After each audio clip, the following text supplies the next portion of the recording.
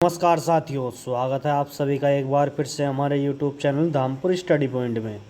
आज की वीडियो हम दोस्तों बात करेंगे मैथ्स की, यानी कि हम मैथ के जो मेंसुरेशन होती है एडवांस मैथ, उसके जो सभी फॉर्मूले हैं उनको आपके सामने हम एक वीडियो में पेश करेंगे, जिससे कि आपको सारे एडवांस के मैथ्स के फॉर्मूले याद हो जाएँ, क्योंकि आगे हम चलकर लेकर आने वाले हैं एडवांस मैथ की कुछ क्लासेस, जिसमें संपूर्ण एडवांस मैथ फ्री में कराया जाएगा। तो सबसे पहले तो आप फार्मूले देख लीजिएगा दोस्तों, चाहे वह 2D हो या 3D, इसके सारे फार्मूले हम आपके सामने आज पेश करेंगे। और आपको ये कंठस्थ याद होने चाहिए, क्योंकि अगर आपको फार्मूले याद नहीं होंगे तो आपको एग्ज़ाम में जाना फिर बेकार ही है, क्योंकि आप मैथ नहीं कर पाओगे। खास करके जो SSC के एग्ज़ाम्स है उसमें तो बिना एडवांस मैथ के जाना ही बेकार है, पेपर ही मत देखा हो, क्योंकि उसमें एडवांस मैथ्स के 50% से प्लस क्वेश्चंस आते हैं। तो दोस्तों चलते हैं आगे वीडियो में। आपके लिए दोस्तों एक मोटिवेशनल क्वेट्स है। जब इरादा बना लिया ऊंची उड़ान का, फिर देखना फिजूल है कद आसमान का। यानी कि दोस्तों जब आपने सिलेक्शन का इरादा बना ही लिया है तो अब मत देखिएगा कि सिलेक्शन कितनी दूर है कितनी पास है, आप लगातार मेहनत करते रहिएगा। सिलेक्शन एक दिन आपके चरणों में आ जाएगा, आपको सिलेक्शन मिल जाएगा। तो दोस्तों इसी के आगे लाइन है, डरना यहीं यहाँ तू किसी भी चुनौती से, बस तू ही सिकंदर है सारे जहान का। कि जब इरादा ही बना लिया ऊंची उड़ान का, फिर देखना फिजूल है कद आसमान का। डरना नहीं यहाँ तो किसी भी चुनौती से, बस तू ही सिकंदर है सारे आसमान का। तो दोस्तों ये याद रखना कि तुम ही सिकंदर हो, जो जीता वही सिकंदर। ठीक है दोस्तों शुरू में आपको हम थोड़ा रोड मैप देते हैं कि आगे वीडियो में हम क्या क्या करने वाले हैं। तो दोस्तों ये है मेंसुरेशन फॉर्मूला फॉर 2D, यानी कि 2 डायमेंशनल द्विविमीय आकृति का, जिसमें परिमाप और क्षेत्रफल होता है। ठीक है दोस्तों, इसमें क्या क्या है, पहला त्रिभुज, चतुर्भुज और वृत्त, ये 3 जो है मुख्य हैं। अब त्रिभुज में भी क्या आएगा, समबाहु त्रिभुज, समद्विबाहु त्रिभुज, विषमबाहु त्रिभुज, समकोण त्रिभुज। और चतुर्भुज में वर्ग, आयत, समांतर चतुर्भुज, समलंब चतुर्भुज और समचतुर्भुज। और वृत्त में केवल वृत्त अकेला है। तो इनके फॉर्मूले, सारे फॉर्मूले आपको बताए जाएंगे। 2D के बाद 3D के फॉर्मूले बताए जाएंगे। दोस्तों आपको वीडियो के अंत तक बने रहना है, ताकि आपको सारे फॉर्मूले आपके सामने एक ही वीडियो में पेश कर दिए जाएं। तो चलते हैं आगे। सबसे पहले है दोस्तों त्रिभुज। त्रिभुज की आकृति क्या होती है ये आपको देखना है। ठीक है दोस्तों, तो 3 भुजाओं वाले से घिरी हुई बंद आकृति को त्रिभुज कहते हैं। यानी दोस्तों एक भुजा ये हो गई, एक ये हो गई, एक ये हो गई। आप कहेंगे कि ऐसे ही होगा क्या, ऐसे नहीं होगा। जैसे कि एक भुजा ये हो गई, अगर एक भुजा ऐसे है और एक भुजा ये है, ये भी एक प्रकार का त्रिभुज ही है दोस्तों। ये 90 पर भी हो सकता है। ठीक है दोस्तों, त्रिभुज के प्रकार जो मैंने अभी आपको बताए थे। तो दोस्तों आगे चलते हैं। एक त्रिभुज में 3 भुजाएं, 3 कोण और 3 शीर्ष होते हैं। त्रिभुज के तीनों आंतरिक कोणों का योग 180 डिग्री होता है। ठीक है दोस्तों, जो त्रिभुज के तीनों कोण हैं, ये अंदर वाले 1, 2 और 3, इन तीनों कोणों का जो योग होगा वो होगा 180 डिग्री। सबसे पहला त्रिभुज है आपके सामने समबाहु त्रिभुज। अब इसमें क्या होता है, एक समबाहु त्रिभुज की तीनों भुजाएं समान होती है, अर्थात तीनों भुजाओं का परिमाण भी बराबर होता है। साथ ही समबाहु त्रिभुज के प्रत्येक कोण का मान 60 अंश होता है। जैसे कि दोस्तों ये त्रिभुज है एक, इसकी तीनों भुजाएं बराबर हैं। ठीक है दोस्तों, तो इसके जो ये आंतरिक कोण हैं इनका मान सभी का 60 अंश होगा। आगे है दोस्तों समबाहु त्रिभुज का परिमाप क्या होता है। तो भुजा प्लस भुजा प्लस भुजा, यानी कि दोस्तों अगर आपको किसी भी आकृति का परिमाप निकालना हो तो उसमें आप देख लीजिएगा उसमें कितनी भुजाएं हैं। जैसे इसमें कितनी भुजाएं हैं, इसमें है 2 भुजा, 3 भुजा। तो तीनों भुजाएं का योग, जैसे 5 मीटर है, ये 6 मीटर है और 7 मीटर है। तो इनका जो योग होगा वही त्रिभुज का परिमाप होगा, या भी किसी भी आकृति का उसकी भुजाओं की लंबाई का योग ही परिमाप कहलाता है। जैसे ये 7, 5, 12, 6, 18 हो गए, तो इसका परिमाप हो गया 18। या फिर कह सकते हैं 3 गुणा भुजा। अगर भुजा बराबर है, जैसे कि समबाहु त्रिभुज की भुजाएं बराबर होती हैं, तो उसमें केवल 3 गुणा भुजा कर दिया जाएगा। आगे चलते हैं। समबाहु त्रिभुज का क्षेत्रफल। अब त्रिभुज का क्षेत्रफल क्या होता है समबाहु त्रिभुज का, दोस्तों भुजा है इसकी ए, यानी कि सारी समान भुजाएं हैं ए। तो समबाहु त्रिभुज का क्षेत्रफल क्या होगा, √3/4 और ए का स्क्वायर। ये दोस्तों समबाहु त्रिभुज का यानी भुजा का स्क्वायर हो जाएगा और √3/4 इसके आगे मल्टीप्लाई में आ जाएगा। आ गया दोस्तों समद्विबाहु त्रिभुज। इसमें क्या होता है, एक समद्विबाहु त्रिभुज में कोई दो भुजाएं तथा सम्मुख कोण आपस में बराबर होते हैं। दोस्तों जैसे कि ये है, कोई दो भुजाएं हैं, ये भी 5 मीटर, ये भी 5 मीटर और ये है 10 मीटर, तो ये क्या होगी, ये होगी समद्विबाहु हो गया, त्रिभुज हो गया ये, क्योंकि इसमें दो भुजाएं बराबर हैं। अगर एक समबाहु त्रिभुज की भुजाएं ए और बी हैं, तब इसका परिमाप क्या होगा, परिमाप होगा इसका 2a + b, या आप ऐसे कह सकते हैं कि a + b। ये भी आपको याद रखना है, ठीक है दोस्तों। आगे चलते हैं। अब है दोस्तों समबाहु त्रिभुज का क्षेत्रफल। जो समद्विबाहु त्रिभुज है उसका क्षेत्रफल, इसको इंग्लिश में क्या बोलते हैं, एरिया ऑफ आइसोसेल्स ट्रायंगल। तो इसमें दो भुजाएं क्या होगी, ए होगी, एक होगी बी, तो इसका क्षेत्रफल क्या होगा, 1/2 × b × √a² - b²/4। ये आपको याद रखना, समद्विबाहु त्रिभुज का क्षेत्रफल ये होता है। नेक्स्ट है दोस्तों समकोण त्रिभुज, जिसको राइट एंगल ट्रायंगल भी बोला जाता है। तो एक समकोण त्रिभुज में एक कोण 90 अंश का होता है, बाकी के दो कोण न्यून कोण होते हैं।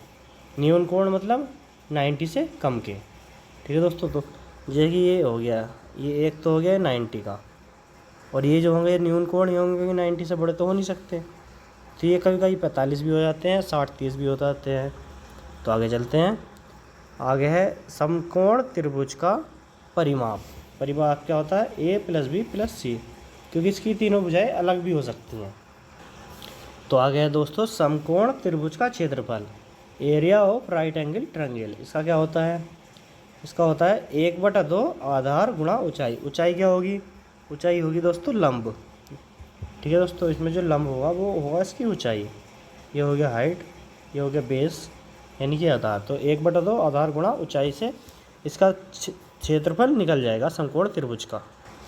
विषमबाहु त्रिभुज यानी कि एसिमेट्रिकल ट्रायंगल, ऐसा त्रिभुज जिसकी तीनों भुजाएं तथा तीनों कोण विषम हो अथवा अलग अलग हो, विषमबाहु त्रिभुज कहलाता है। अब इसमें इसका विषमबाहु त्रिभुज का परिमाप क्या होता है, a + b + c, यानी कि तीनों भुजाओं का योग। विषमबाहु त्रिभुज का क्षेत्रफल, एरिया ऑफ एसिमेट्रिकल ट्रायंगल, तो इसका होता है 1/2 बेस × हाइट, यानी कि आधार गुणा ऊंचाई। विषमबाहु त्रिभुज का क्षेत्रफल इस दूसरे फॉर्मूले से भी निकाल सकते हैं दोस्तों। s का मान है a + b + c/2 और √s × s - a × s - b × s - c। इसको बोलते हैं दोस्तों हीरोज फॉर्मूला, ये आपको याद रखना है, ठीक है दोस्तों। इसे क्या बोलते हैं, इसे बोलते हैं हीरोज फॉर्मूला। आगे चलते हैं। चतुर्भुज आकृति, दोस्तों अब आ गए हम चतुर्भुज पर। क्वाड्रेटल शेप बोलते हैं जिसको। चतुर्भुज किसे कहते हैं, चतुर्भुज 4 भुजाओं से घिरा हुआ एक बंद आकृति है। एक चतुर्भुज में 4 भुजाएं तथा 4 शीर्ष होते हैं। साथ ही चतुर्भुज के अंत्य कोणों का योग 360 होता है। जैसे त्रिभुज में इस अंत्य कोणों का योग कितना होता था, 180। ऐसी है चतुर्भुज में जो इसके अंत्य कोण होंगे, इनका योग जो होगा वो होगा 360 अंश। आगे चलते हैं। तो दोस्तों पहला चतुर्भुज क्या है, पहला चतुर्भुज है वर्ग, यानी कि स्क्वायर। वर्ग एक समांतर चतुर्भुज है जिसके चारों भुजाएं समान होती है, अर्थात चारों भुजाओं की लंबाई बराबर होती है। साथ ही वर्ग में प्रत्येक शीर्ष कोण 90 अंश का होता है। दोस्तों जो है ये वर्ग है एक, तो इसमें जो आंतरिक कोण होंगे चारों, ये सभी 90 अंश के होंगे। वर्ग का परिमाप क्या होता है दोस्तों, वर्ग का परिमाप होता है 4 × भुजा, यानी कि 4 गुणा भुजा, इसका परिमाप होगा। वर्ग का क्षेत्रफल क्या होता है दोस्तों, यानी कि अगर हमने मान लिया कि भुजा ए है वर्ग की, तो फिर वर्ग का क्षेत्रफल क्या होगा, भुजा का स्क्वायर, यानी कि इसको हम a² भी बोल सकते हैं। तो दोस्तों अगर आपको वीडियो पसंद आ रही हो तो वीडियो को लाइक करना ना भूलें और अपने दोस्तों के साथ शेयर कर दें, ताकि उन तक भी ये महत्वपूर्ण वीडियो पहुंच जाए, क्योंकि इसमें मेंसुरेशन के सभी फॉर्मूले हैं जिस पर बेस्ड आजकल क्वेश्चंस आ रहे हैं एसएससी के एग्ज़ाम्स में, चाहे वो एसएससी का कोई भी एग्ज़ाम हो। तो आगे क्या है, आगे दोस्तों आयत। आयत में क्या होता है, आयत एक समांतर चतुर्भुज है जिसमें कि आमने सामने की भुजाएं बराबर होती हैं। और समांतर होती है। साथ ही आयत की प्रत्येक शीर्ष कोण 90 अंश का होता है। दोस्तों ये एक आयत है, इसमें क्या हुआ जाए कि ये 10 सेमी है, ये भी 10 सेमी है और ये 5 हो गया। तो ये हो गया आयत एक। आमने सामने की भुजाएं बराबर और अंदर के कोण हो गए सारे 90 अंश के। आयत का परिमाप क्या होता है दोस्तों? 2 गुणा लंबाई प्लस चौड़ाई, यानी कि लंबाई और चौड़ाई को जोड़ देंगे जो भी होगी उनकी, और 2 से गुणा कर देंगे। अब है दोस्तों आगे आयत का क्षेत्रफल, एरिया ऑफ रेक्टेंगुलर। तो इसकी लंबाई जो है वो a है और चौड़ाई जो है वो b है और कोण जो है वो 90 है। तो आयत का क्षेत्रफल क्या है? लंबाई गुणा चौड़ाई, यानी कि a इंटू बी भी हम बोल सकते हैं, और इसे बोलते हैं l इंटू बी। लंबाई a होगी और विड्थ जो होगी वो b होगी। आगे है दोस्तों समांतर चतुर्भुज, जिसको पैरेललोग्राम भी बोला जाता है। समांतर चतुर्भुज की आमने सामने की भुजाएं बराबर व समांतर होती है। जैसे आपके सामने एक समांतर चतुर्भुज है, इसमें ए बी और डी सी भुजाएं समांतर हैं और बराबर हैं आमने सामने की। ए डी और बी सी ये आमने सामने की भुजाएं बराबर हैं। तो इसका क्षेत्रफल क्या हो गया? इसका क्षेत्रफल हो गया आधार गुणा ऊंचाई। अब ऊंचाई कैसे निकाल लेंगे? तो ऊपर से ए बिंदु से हम लंब गिराएंगे नीचे को, ठीक है दोस्तों। जो भी इसकी लंबाई आएगी, ऊंचाई आएगी मतलब, तो उसको बेस से, बेस क्या है इसका? ए से गुणा कर देंगे तो इसका क्षेत्रफल आ जाएगा। आगे है दोस्तों समलंब चतुर्भुज, जिसे ट्रेपेजियम भी बोला जाता है। तो समलंब चतुर्भुज 4 भुजाओं वाली एक द्विविमीय आकृति है, यानी कि 2 डायमेंशनल, जिसमें कि कोई दोष आमने सामने सम्मुख भुजाओं का युग्मांतर समांतर व असमान होती है। जो युग्म होती है, आमने सामने की भुजाएं जो होती हैं वो समांतर व असमान होती है, यानी अलग अलग, जैसे ये मैंने बना दिया है। तो समलंब चतुर्भुज का परिमाप क्या होता है? भुजाओं का योग a plus B plus C D, ठीक है दोस्तों। a plus B plus C plus D, ये परिमाप होता है समलंब चतुर्भुज का। अब है दोस्तों समलंब चतुर्भुज का क्षेत्रफल, एरिया ऑफ ट्रेपेजियम। तो दोस्तों आपके सामने ए सी बी डी, ये आपके सामने एक समलंब चतुर्भुज है। इसमें समलंब चतुर्भुज का भी क्षेत्रफल क्या है? 1/2 आधार समांतर भुजाओं का योग, जो 2 भुजाएं समांतर हैं, जो इसमें सी बी और ए डी भुजा समांतर हैं, तो इनका योग हो जाएगा और इनके गुणा में हो जाएगी ऊंचाई, जो h दे रखी है, ठीक है दोस्तों। तो आप इसको ऐसे ही बोल सकते हैं 1/2, इसकी लंबाई क्या है? पहले वाले की d है, दूसरे वाले की है a, और इनटू में h, ये इसका फॉर्मूला भी हो सकता है। आगे है दोस्तों समचतुर्भुज, जिसको रोम्बस बोला जाता है। यह एक समांतर चतुर्भुज होता है जिसमें कि चारों भुजाएं आपस में बराबर होती है तथा विकर्ण एक दूसरे को 90 अंश पर समविभाजित करते हैं, यानी कि काटते हैं।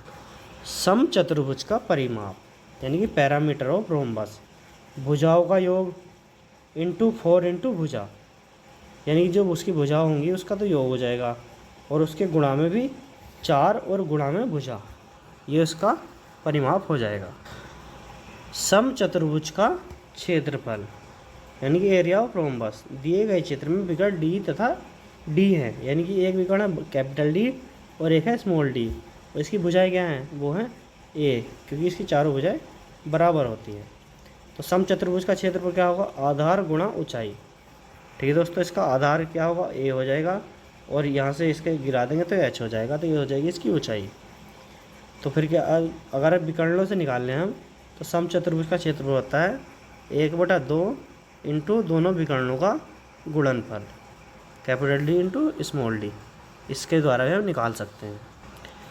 नेक्स्ट है दोस्तों वृत्त आकृति, जिसको सर्कुलर शेप भी बोला जाता है। तो उसमें पहला क्या है? सर्किल है वृत्त। किसी भी निश्चित बिंदु से समान दूरी पर स्थित बिंदुओं का बिंदुपथ या लोकस वृत्त कहलाता है। तो दोस्तों बिंदुपथ को याद रखना है, लोकस बोला जाता है। निश्चित बिंदु वृत्त का केंद्र कहलाता है। जैसे कि दोस्तों एक ये बिंदु हो गया और इसके चारों ओर ये हमने क्या खींच दिया? वृत्त, यानी कि ये समान माप का होगा, जिसको इसकी रेडियस यानी कि त्रिज्या भी बोला जाता है। तो दोस्तों इस वृत्त की परिधि क्या होगी फिर? तो वृत्त की परिधि होती है 2 पाई और आर क्या है? आर इसकी त्रिज्या, यानी कि केंद्र से बिंदु पथ की लोकस की दूरी। वृत्त का क्षेत्रफल, ये है स्मॉल आर जो है इसकी त्रिज्या है। अगर इसको पूरा कर दें तो इसे डी बोलते हैं, जिसको डायमीटर बोला जाता है। तो वृत्त की परिधि होगी 2 पाई आर। वृत्त का क्षेत्रफल क्या हो गया, अभी हो गया पाई आर स्क्वायर। अब है दोस्तों एक अर्धवृत्त, यानी कि जैसे ये हो गया, बीच में इसकी क्या है, त्रिज्या है आर। तो अर्धवृत्त का कुल परिधि कितनी होती है, पाई आर प्लस 2 आर। ये इधर नीचे लिखा हुआ है, इधर आप देख लीजिएगा। अर्धवृत्त का क्षेत्रफल क्या होता है, 1/2 पाई और कैपिटल आर का स्क्वायर, यानी कि हमने आर मानी है त्रिज्या, तो स्मॉल आर भी लिख सकते हैं। मेंसुरेशन या क्षेत्रमिति सूत्र त्रिआयामी आकृतियों के लिए, यानी कि दोस्तों 3D के लिए, 3 डायमेंशनल जो होती है, त्रिविमीय, उनके लिए फॉर्मूले हैं। अब अभी तक क्या चल रहे थे, अभी तक चल रहे थे 2 डायमेंशनल यानी कि द्विविमीय। तो चलते हैं आगे, स्टार्ट करते हैं। तो पहली आकृति दोस्तों आपके सामने है 3D की घन, जिसको क्यूब भी बोला जाता है। घन एक त्रिविमीय ज्यामितीय आकृति है जिसमें कि लंबाई, चौड़ाई व ऊंचाई बराबर होती है।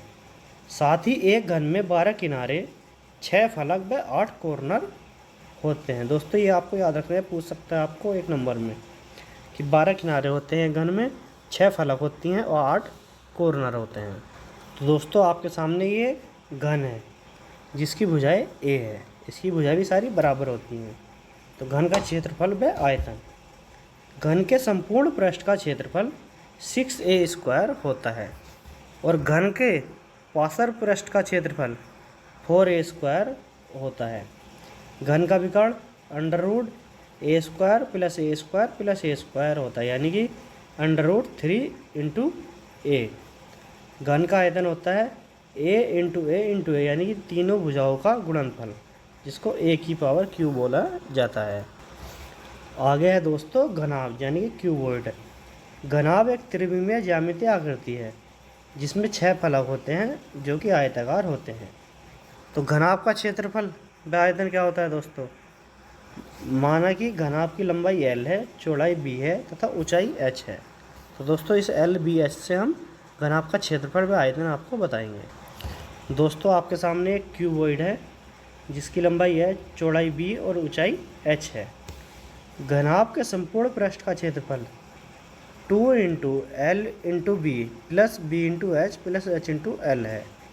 घनाभ के पार्श्व पृष्ठ का क्षेत्रफल 2h × l + b है और घनाभ का विकर्ण √ में l² + b² + h²।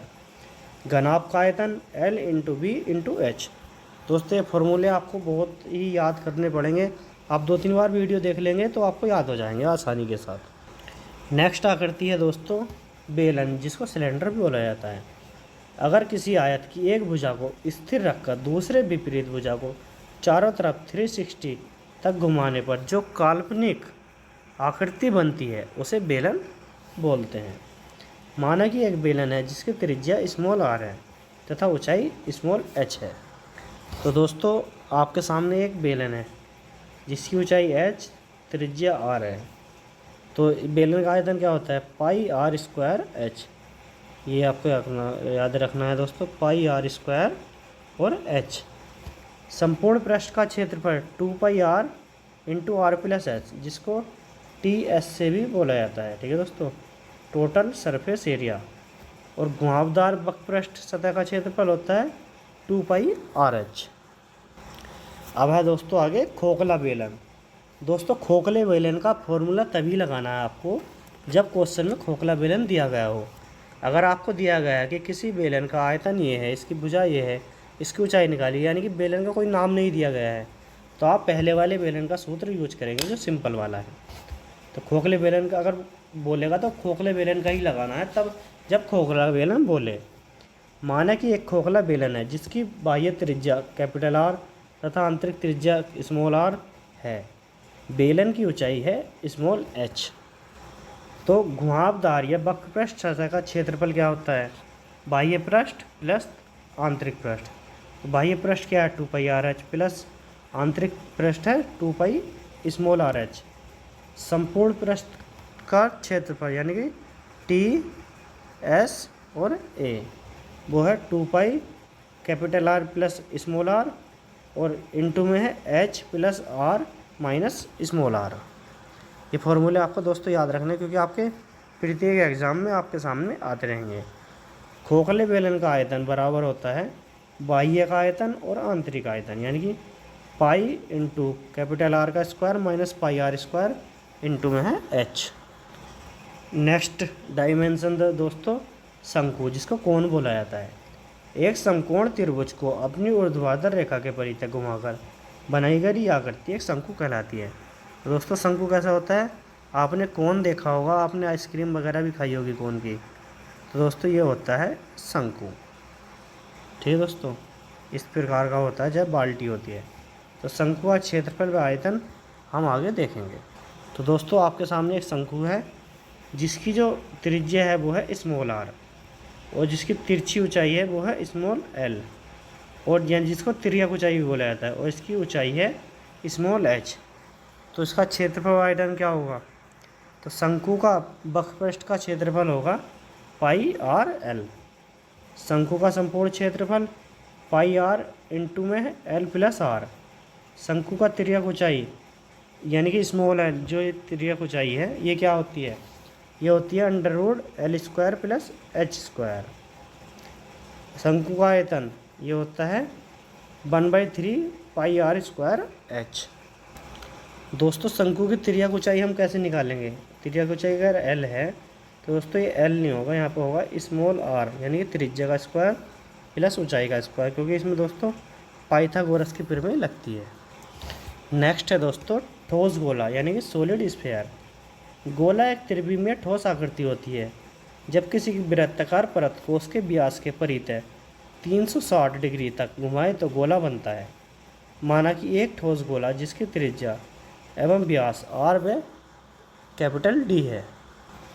तो दोस्तों आपके सामने है गोला और नीचे है अर्धगोला जिसकी त्रिज्या क्या है, कैपिटल आर। तो गोले का वक्रपृष्ठ का क्षेत्रफल क्या हो गया, 4 पाई कैपिटल आर का स्क्वायर, और गोले का आयतन 4/3 पाई आर क्यूब। अब है दोस्तों अर्धगोला, इसकी त्रिज्या क्या है, कैपिटल आर। अर्धगोले का वक्रपृष्ठ का क्षेत्रफल ये है 2 पाई कैपिटल आर का स्क्वायर। अर्धगोले का संपूर्ण क्षेत्रफल क्या है, 3 पाई कैपिटल आर का स्क्वायर। ये फॉर्मूले दोस्तों आपको याद रखने हैं। और अर्धगोले का आयतन क्या होता है, 2/3 पाई आर क्यूब। तो दोस्तों आज की वीडियो में इतना ही था, क्योंकि हमारे मेंसुरेशन के सभी फॉर्मूले एंड हो गए हैं। हमने आपको विस्तार से बताए हैं, जिसमें हमको 20-22 मिनट लगे हैं। आपको अगर 2-3 बार आप देख लोगे, पहली बार तो स्लो देखिए वीडियो को, फिर देखिए स्पीड बढ़ाकर, तो 2-3 बार देखने पर ये फॉर्मूले याद हो जाएंगे। तो दोस्तों अगर आपको वीडियो पसंद आई हो तो वीडियो को लाइक करना ना भूलें, और अगर आप अभी तक हमारे चैनल पर नए हो तो चैनल को सब्सक्राइब कर दीजिए। धामपुर स्टडी पॉइंट हमारे चैनल का नाम है। हमारा कॉन्टैक्ट नंबर है 9058328987। किसी प्रकार की कोई भी समस्या के लिए कॉल कीजिएगा, कोई भी डाउट वगैरह हो तो आप कभी भी कॉल कर सकते हैं।